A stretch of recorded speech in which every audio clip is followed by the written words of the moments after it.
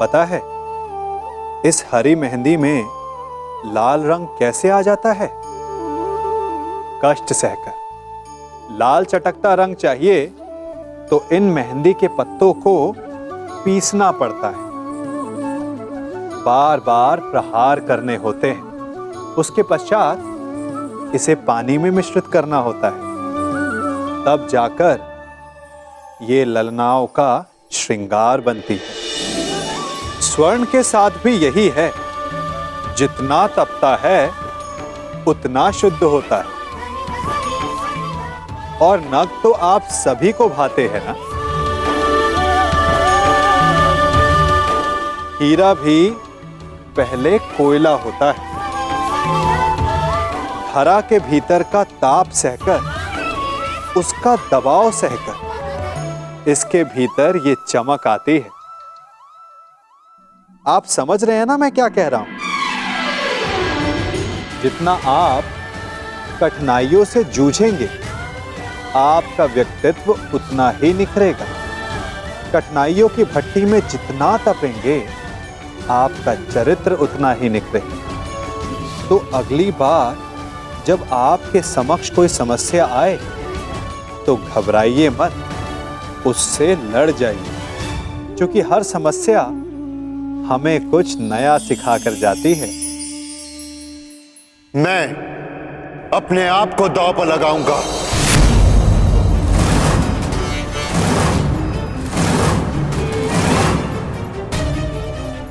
नहीं ज्येष्ठ, दांव पर मैं लगूंगा।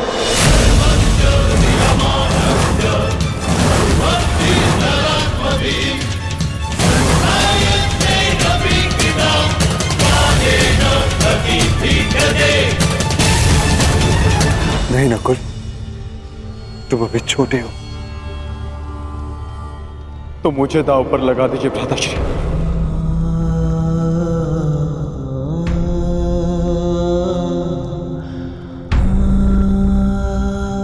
एक अवसर मुझे दीजिए। सही कहा था मामा श्री ने, पिता की अनुपस्थिति में बड़ा भाई ही पिता होता है। पर मुझे तो एक पल भी ऐसा स्मरण नहीं होता जब आपने मेरा पालन ना किया हो, मुझे प्रेम ना किया हो। हर पल आपने अपना कर्तव्य निभाया है ज्येष्ठ। आज मुझे अपना कर्तव्य निभाने दीजिए। नहीं अनुज, अगर कोई दांव पर लगेगा तो वो मैं। नहीं भ्राता, यदि दांव में मैं हार गया तो आप मुझे युद्ध करके छुड़वा लेंगे, परंतु यदि आप हार गए तो मैं आपको नहीं छुड़वा पाऊंगा भ्राता।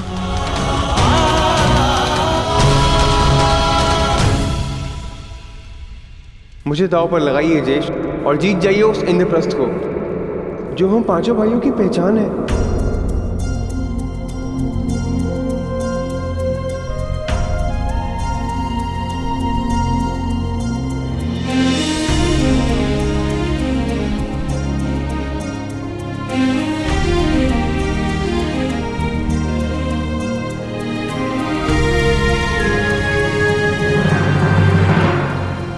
मैं अपने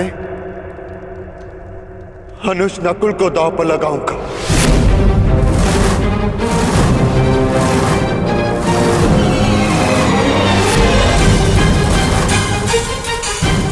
खेलिए सम्राट, इंद्रप्रस्थ को पाने के लिए नकुल को खेलिए।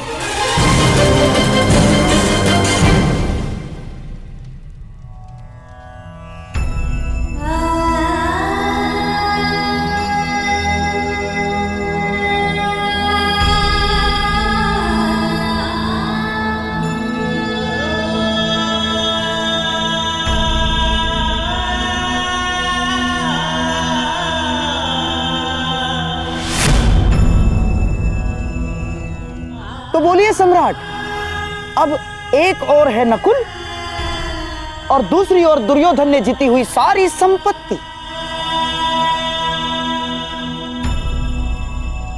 इंद्रप्रस्थ समेत। अब बात आपके मान सम्मान और संपत्ति की है, तो पहला पासा आप ही खेलेंगे।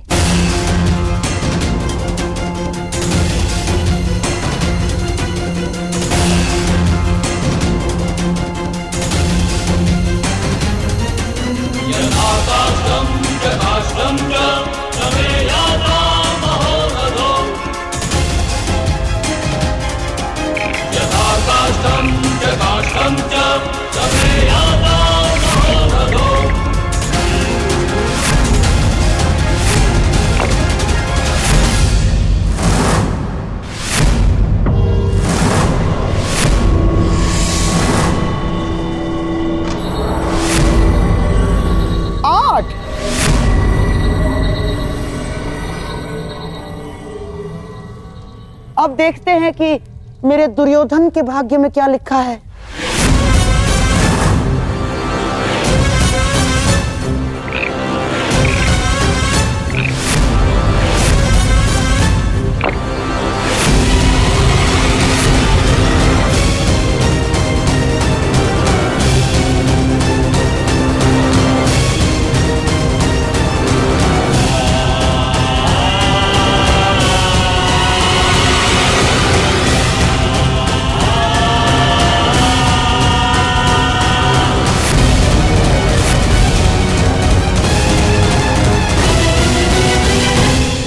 मामाश्री, अंतिम अवसर है। मुझे 12 चाहिए मामाश्री। दुर्योधन, पासे तो भाग्य के अधीन होते हैं। अब देखते हैं तुम्हारे भाग्य में क्या लिखा है।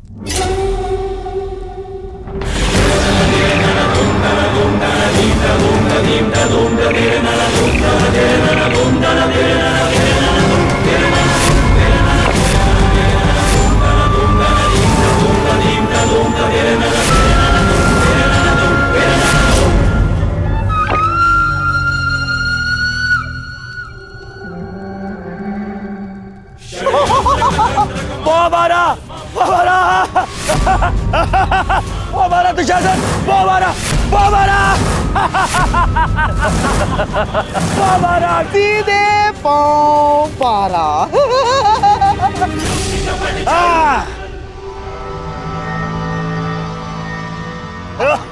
बधाई हो मेरे होने वाले सम्राट। ये पांडव नकुल तुम्हारा दास है। हाँ मामा,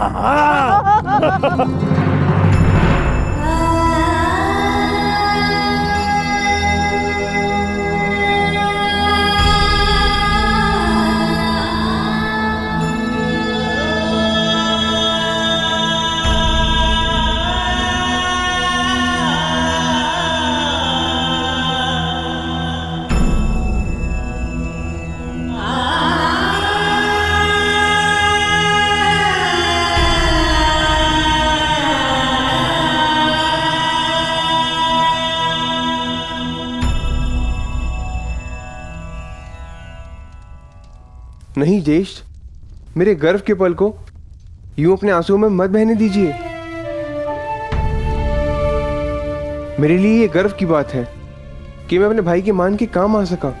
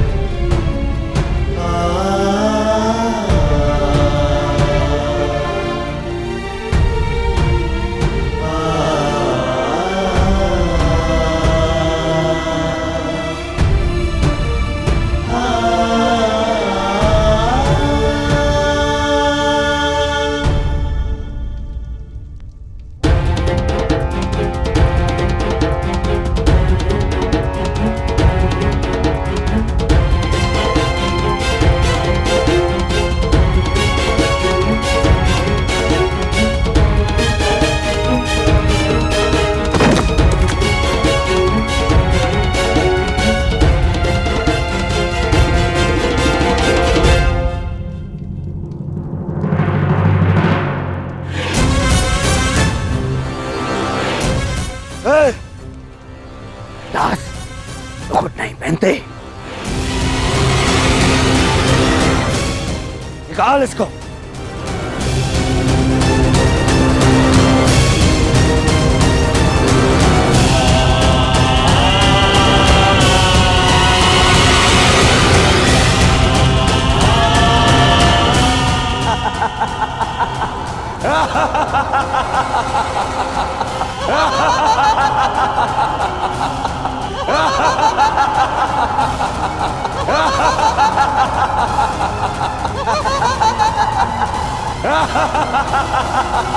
कैसी सभा है ये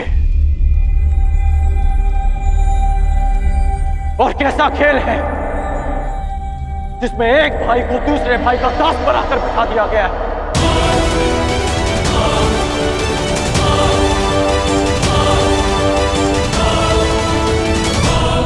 कैसी सभा है ये और कैसा खेल है जिसमें एक भाई को दूसरे भाई का दास बनाकर बिठा दिया गया है। तुम्हारे इस प्रश्न का उत्तर यदि यहाँ किसी के पास है तो केवल सम्राट युधिष्ठिर के पास है अंगराज। परंतु तुम्हें उत्तर देने से महत्वपूर्ण प्रश्न उनके समक्ष ये है कि अब वो किसे दांव पर लगाएंगे।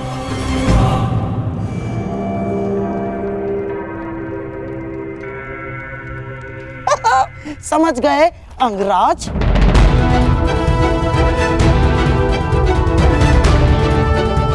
कहिए सम्राट, अब आप किसे दांव पर लगाएंगे?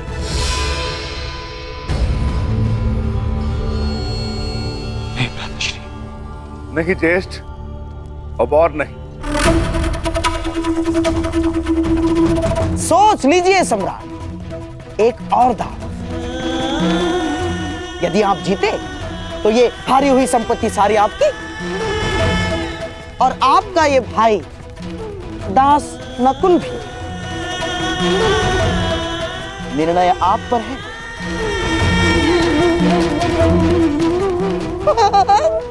सोच लीजिए।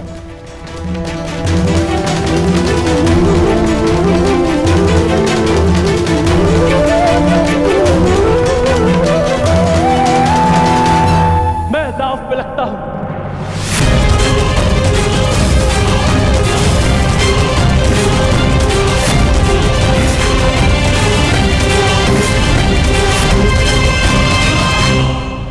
नहीं नहीं सहदेव, नहीं। ज्येष्ठ, ये दाव इंद्रप्रस्थ को पाने के लिए नहीं, अपने अनुज को पाने के लिए खेली। नहीं। एक उंगली अगर दास बने तो शेष सारी उंगलियां स्वतंत्र कैसे रह सकती हैं ज्येष्ठ?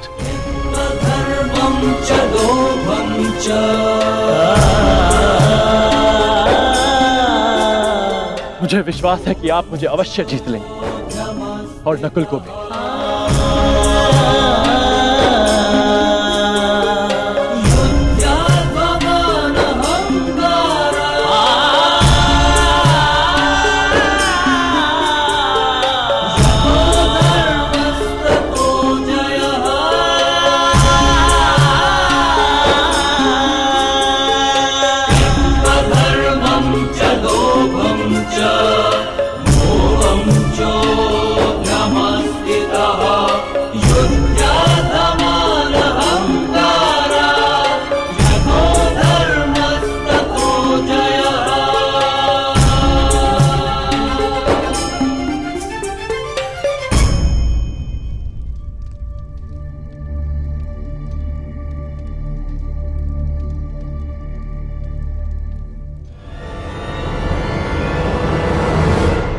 बंद करो इसे, क्षण समाप्त करो इस खेल को, इसे क्षण।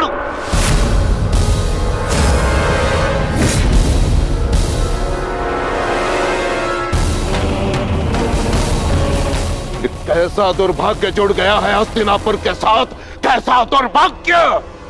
अरे कुरुवंश के दो राजकुमार, उन्हीं का भाई उन्हें उनका दास बना रहा है। अरे क्या ये वही कुरुवंश है जो अपने भाई के अधिकार के लिए महामहिम अभी तक जीवित है? क्या ये वही कुरुवंश है? क्या महाराज पांडु अपने राज्य, अपने पुत्रों को अपने भाई के विश्वास पर छोड़कर चले गए थे? आचार्य, नियम ये है कि कोई भी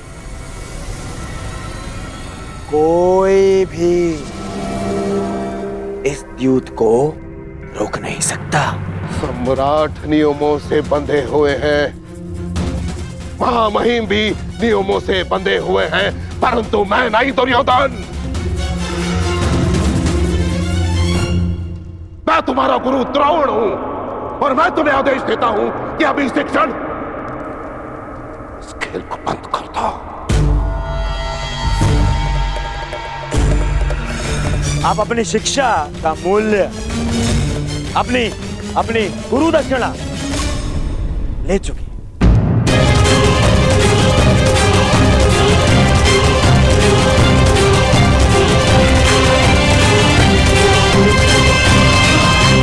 दुर्योधन, तुम्हारे विचार सुनकर अच्छा लगा। अब गुरु वंश में गुरु की शिक्षा मूल्य से चुकाई जाएगी। यहां उपस्थित सभी सभासद सुन ले, यदि एक चौसर इस क्षण बंद न हुई तो परशुराम शिष्य द्रोण के बाणों को कोई नहीं रोक पाएगा, कोई भी नहीं।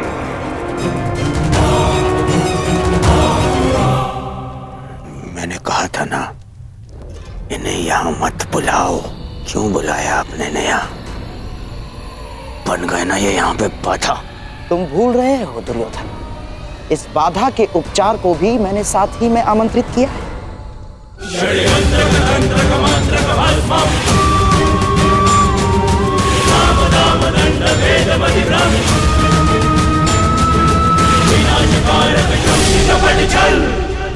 पिताश्री, हमें नहीं भूलना चाहिए कि आज हम जो कुछ भी हस्तिनापुर की कृपा के कारण, महाराज धृतराष्ट्र की कृपा से, और वैसे भी कुमार दुर्योधन से मेरी मित्रता वर्षों से, इसीलिए मेरा कर्तव्य है कि मैं उनका पक्ष लूं और सदैव उनका पक्ष लेता रहूंगा।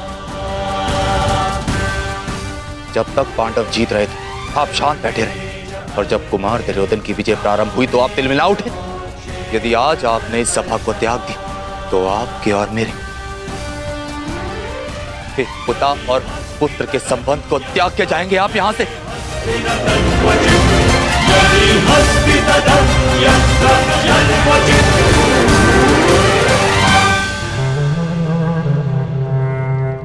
आचार्य द्रोण, अब आप इस सभा में रुके हैं अपनी इच्छा से, अर्थात अब आप इस सभा के सभासद हैं और नियम अनुसार सभा के समाप्त होने तक आप नहीं उठेंगे, अन्यथा आप दंड के पात्र होंगे।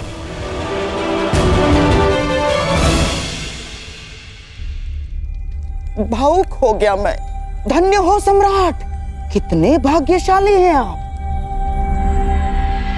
तो सम्राट, क्या आपके भाग्य को एक अवसर देंगे? दांव पर लगाएंगे सहदेव को?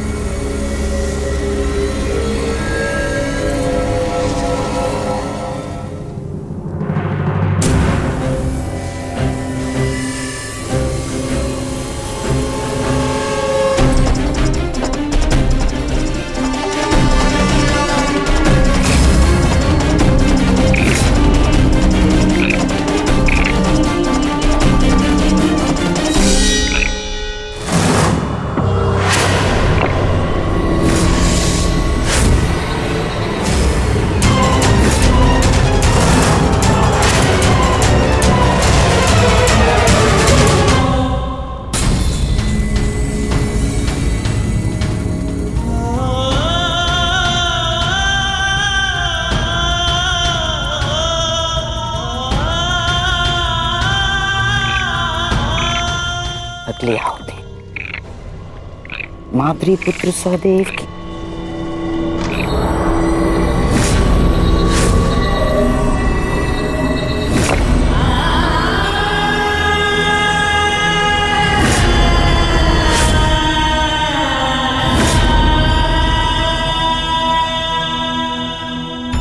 महारानी, सम्राट नकुल सहदेव को हार चुके हैं।